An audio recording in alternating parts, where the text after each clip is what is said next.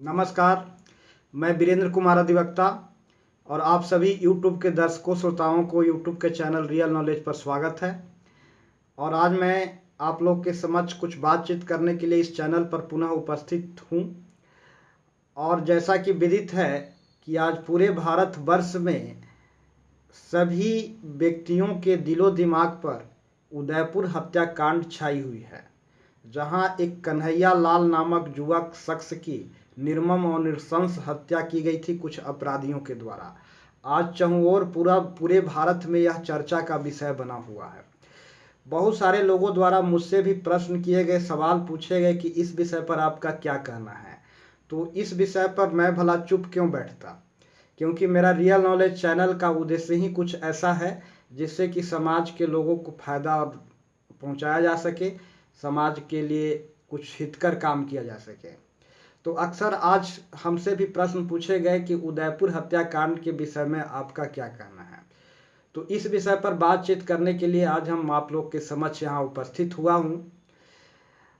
और जैसा कि जानते हैं कि मैं अपने चैनल पर अक्सर किसी न किसी मुद्दा का विषय का दार्शनिक पक्ष रखता हूँ, लेकिन परिस्थितिवश कुछ विशेष विषय वस्तु पर भी बात करना मजबूरी होती है। तो कुछ लोगों के द्वारा जो मुझसे यह प्रश्न किए गए कि उदयपुर हत्याकांड के विषय पर क्या कहना है, तो इस विषय पर बातचीत करने के लिए मैं आज इस चैनल पर उपस्थित हुआ हूँ। तो सबसे पहले मैं यह बताना चाहूँगा कि इस देश, दुनिया और समाज में जो भी अप्रिय घटना घटती है उसके लिए कुछ खास ही लोग दोषी नहीं होते, सिर्फ कुछ खास ही लोग दोषी नहीं होते हैं। इस सत्य को स्वीकार करना होगा, इस सत्य को मानना होगा कि किसी भी अप्रिय घटना के लिए संपूर्ण मानव समाज दोषी होता है। कमोबेश दोष कमोबेश ज़्यादा या कम हो सकता है, समान रूप से दोषी सब नहीं है, लेकिन कमोबेश हर शख्स दोषी होता है। इस समाज में जो कुछ भी अप्रिय घटना घट रही है, इसके लिए कमोबेश हर शख्स, हर व्यक्ति जवाबदेह है। अपनी जवाबदेही कबूल करनी चाहिए। शिव खेड़ा की पुस्तक जीत आपकी में उन्होंने लिखा है कि समाज में अपराधियों को, चोर उचेकों को पैर जमाने के लिए जवाबदेह समाज ही होता है। वह इस रूप में कि अपराधी, कोई भी अपराधी या चोर उचेके समाज में अगर पैर जमाता है तो इसका कारण होता है अच्छे लोगों का निठेलपन, निकामापन, अच्छे लोगों का निकामापन। सवाल यह है कि आप करते क्या हैं? आप करते क्या हैं? आप जो कुछ भी करते हैं उसका दो परिणाम होता है, या तो देश या समाज को लाभ हो रहा होता है या नुकसान हो रहा होता है। अगर आप कोई ऐसा काम करते हैं जिससे कि देश और समाज को नुकसान हो रहा है, तो आप निश्चित रूप से अपराध को बढ़ावा देने में सहयोग कर रहे हैं। हम में से ज़्यादातर लोग अपराधियों को संरक्षण दे रहे हैं, सहयोग दे रहे हैं, समर्थन दे रहे हैं और उसका समर्थन कर रहे हैं प्रत्यक्ष और अप्रत्यक्ष रूप से। हम में से ज़्यादातर लोग अपराधियों को प्रत्यक्ष और अप्रत्यक्ष रूप से समर्थन कर रहे हैं, मौन समर्थन कर रहे हैं। सवाल यह है कि आप करते क्या हैं? एक उदाहरण से मैं यहाँ बात स्पष्ट करना चाहता हूँ।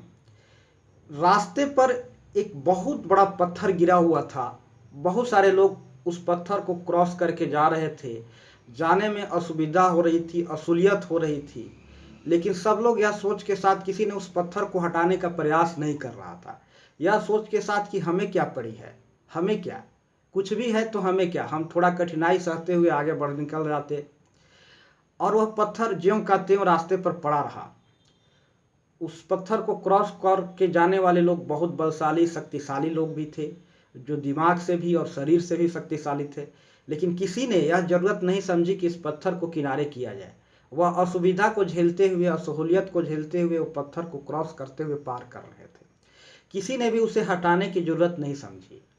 उसमें से एक क्षीण काया की व्यक्ति, जो शारीरिक दृष्टि से, दिमागी दृष्टि से भी कमजोर था, उसने देखा कि ये तो देश ये लोगों को बहुत कष्ट इससे हो रहा है, रास्ते क्रॉस करने में कठिनाई हो रही है। यह देख करके वो सोचा कि क्यों नहीं इस पत्थर को हटाने का प्रयास किया जाए, लेकिन वह मजबूर था क्योंकि उसके पास शारीरिक शक्ति नहीं थी, बल नहीं था। लेकिन फिर भी वह अपने स्तर से जोर तोर से जैसे भी हटाने का हमेशा प्रयास करता रहा, और करते करते करते करते किसी तरह से उस पत्थर को तोड़ फोड़ करते हुए थोड़ी सी जगह बनाई, जिससे कि लोग आने जाने में थोड़ा सा आसान हो गया, रास्ते क्लियर हो गए, आने जाने में कठिनाई थोड़ा कम होने हुआ।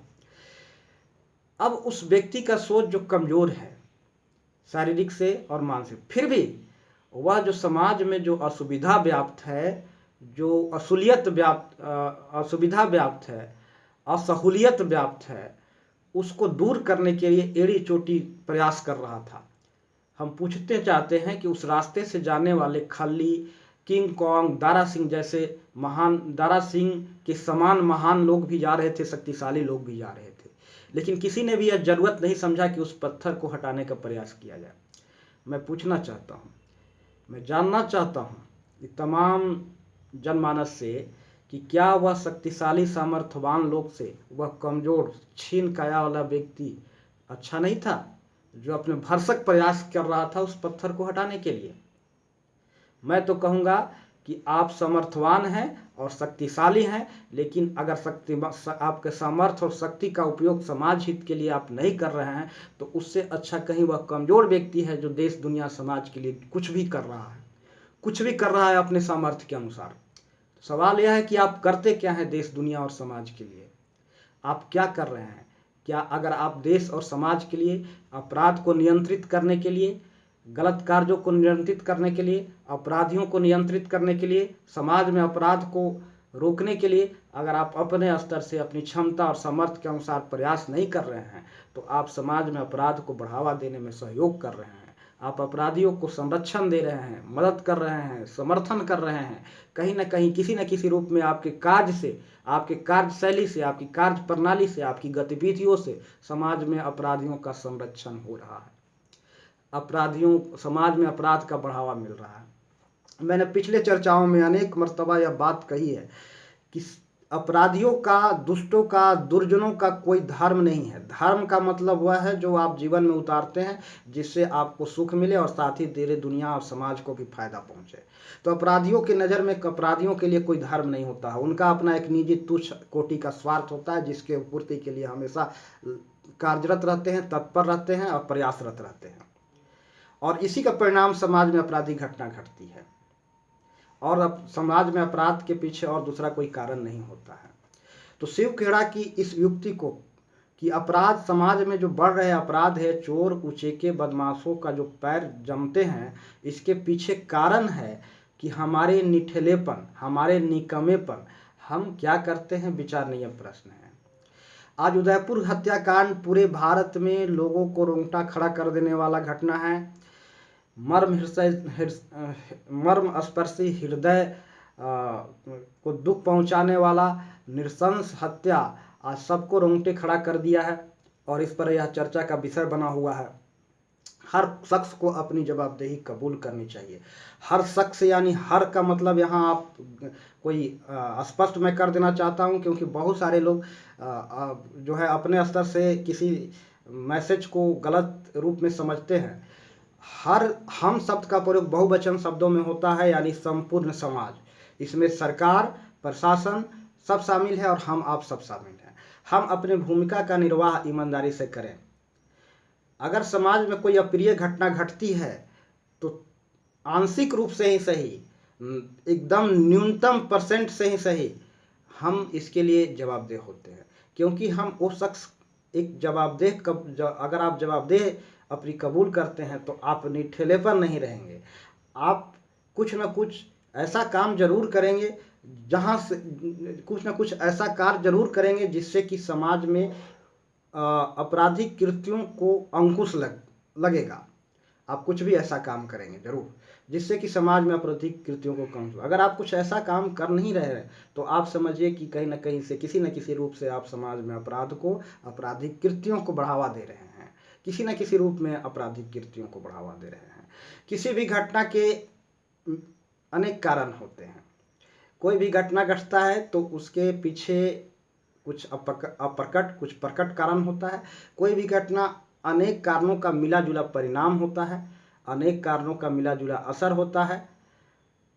तो यहाँ हम सब का एक जवाबदेही है कि हम इस तरह के आपराधिक कृत्यों को नियंत्रित करने के लिए अपनी सामर्थ्य के अनुसार, अपनी क्षमता के अनुसार जहाँ तक बन सके कुछ काम करें।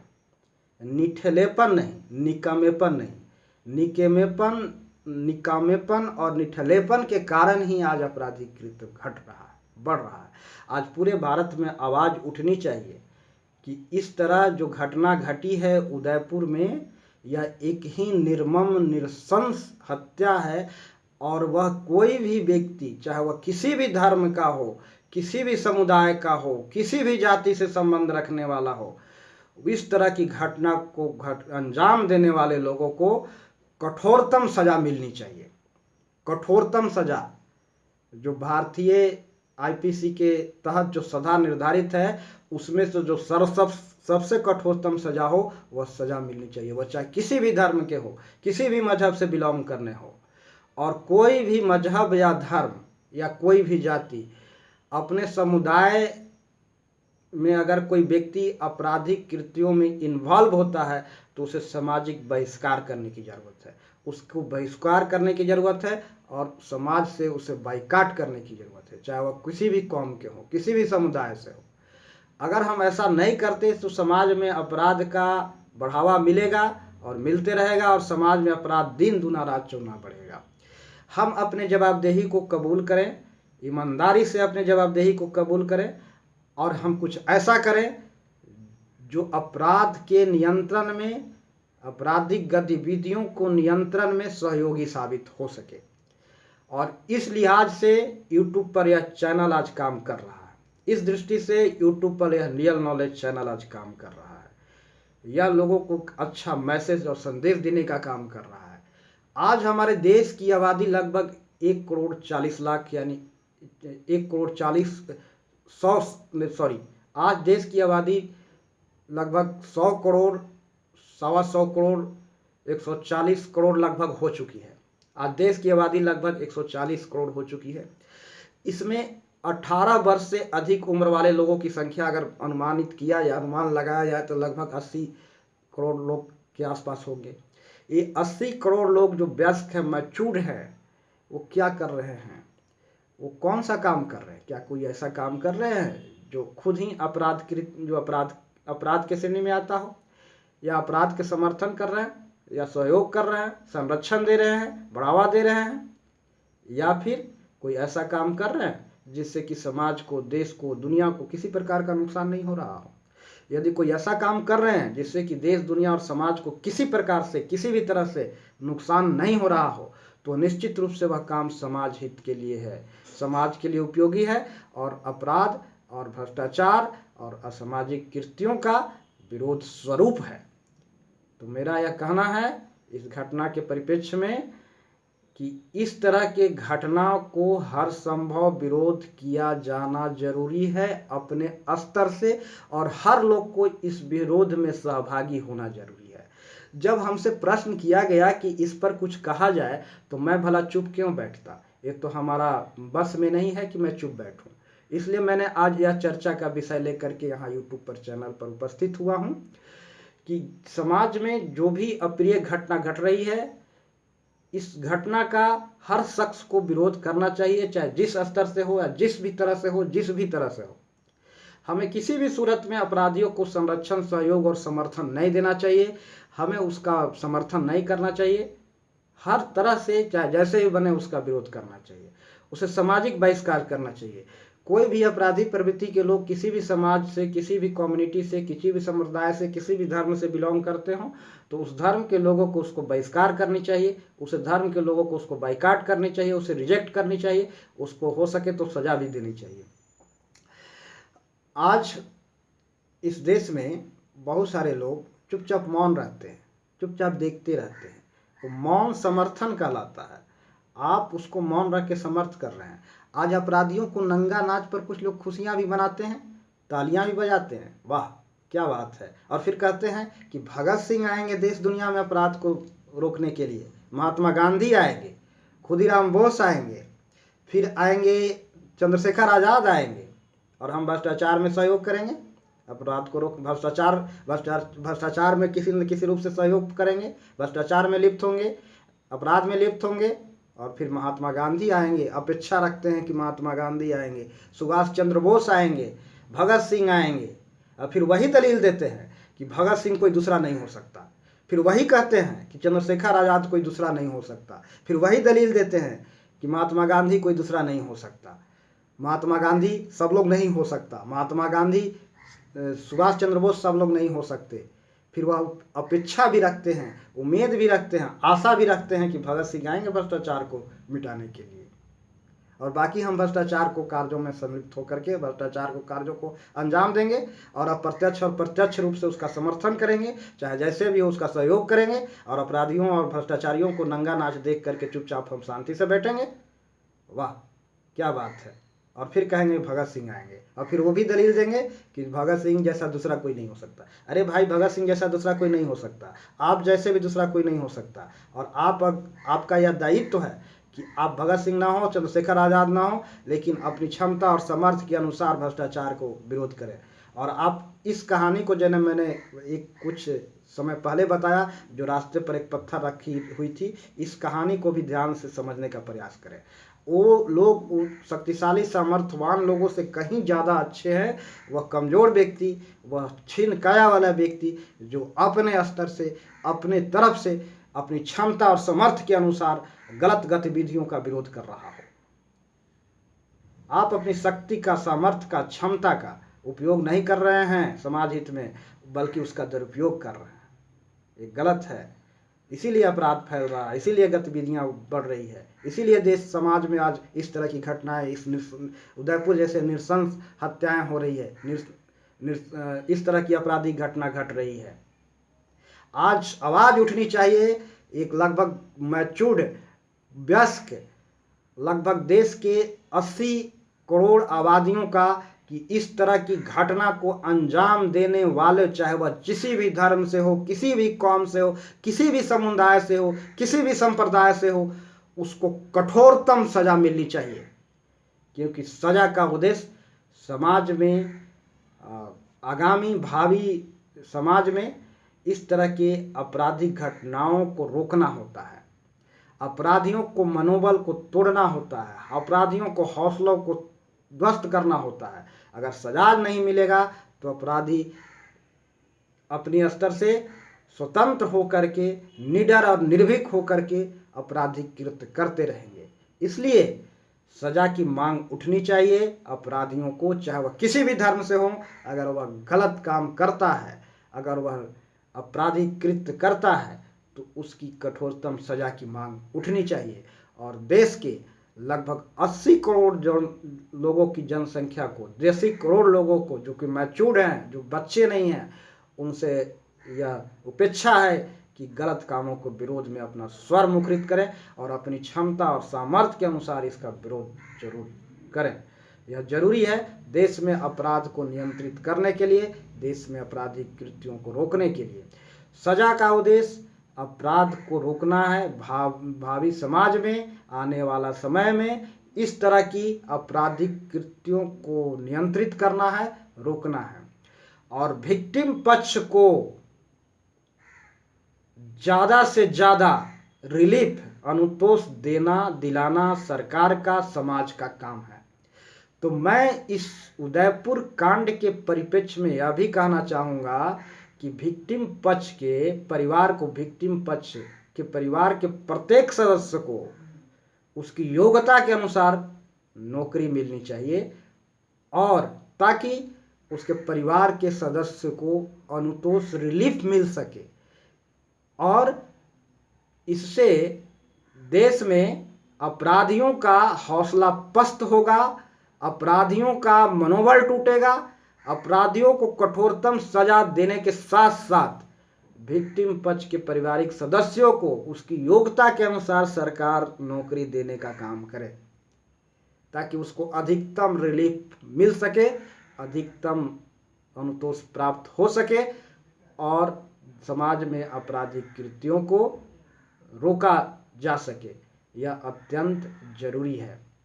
दूसरी ओर आपराधिक कृत्य करने वाले प्रत्येक व्यक्ति, चाहे वह किसी भी धर्म से हो, किसी भी समुदाय से हो, उनको अपने समुदाय में यदि कोई आपराधिक काम कर रहा है तो उसको बाइकाट करें, उसको उससे रास्ता रिश्ता किसी भी प्रकार से नहीं रखना चाहिए। यह देश हित के लिए जारी एक मैसेज है जो आज रियल नॉलेज पर प्रस्तुत किया जा रहा है। और साथ ही मैं यह भी कहना चाहता हूँ कि किसी भी घटना के पीछे अन्य लोगों का भी हाथ होता है। कुछ पर्दे के पीछे से अपना रोल निभा रहे होते हैं, कुछ पर्दे पर अपना रोल निभा रहे होते हैं। तो यह तफ्तीश करने की जरूरत है कि यह उदयपुर घटनाकांड में पर्दे के पीछे से भी कुछ लोग रोल निभा रहे होंगे, ऐसा अनुमान है। यह तफ्तीश का विषय है, यह जांच का विषय है। और जो पर्दे के पीछे से अपना रोल निभा रहे हैं, हो सकता है इट में भी इसमें कोई जयचंद भी होगा, हो सकता है। तो जो लोग पर्दे के पीछे से भूमिका निभा रहे हैं उन पर भी कठोरतम कार्रवाई करने की जरूरत है और उन्हें भी कठोर सजा देने की जरूरत है। क्योंकि बहुत सारे लोग प्रत्यक्ष रूप से पर्दे पर एक्टिंग करते हैं, कुछ पर्दे के पीछे एक्टिंग करते हैं। तो पर्दे के पीछे से डायरेक्शन देते हैं, तो कुछ पर्दे के पीछे जो भूमिका का निर्वाह कर रहे होते हैं उनको भी पकड़ने की जरूरत है, तफ्तीश करने की जरूरत है, जांच की विषय है, जांच करके और वैसे लोगों को भी कठोरतम सजा देने की जरूरत है। और यदि ऐसा किया जाता है, अगर ऐसा हम करते हैं, हम अपनी जवाबदेही कबूल करते हैं, तो निश्चित रूप से हम आने वाले दिनों में इस तरह की घटना को पुनरावृत्ति को रोकने में सक्षम होंगे। और आज चूंकि समय का अभाव है, मैं अपनी बात को यही समाप्त करता हूं। और आप सभी YouTube के दर्शकों से मेरा गुजारिश है कि देश हित में, समाज हित में यदि यह चर्चा अच्छा लगता हो तो आप इस चैनल को सब्सक्राइब अवश्य करें और वीडियो को अधिकतम लोगों के बीच शेयर करें और लाइक करें वीडियो को। और मैं अपनी चर्चा को यही विराम देता हूं। नमस्कार, जय श्री राम।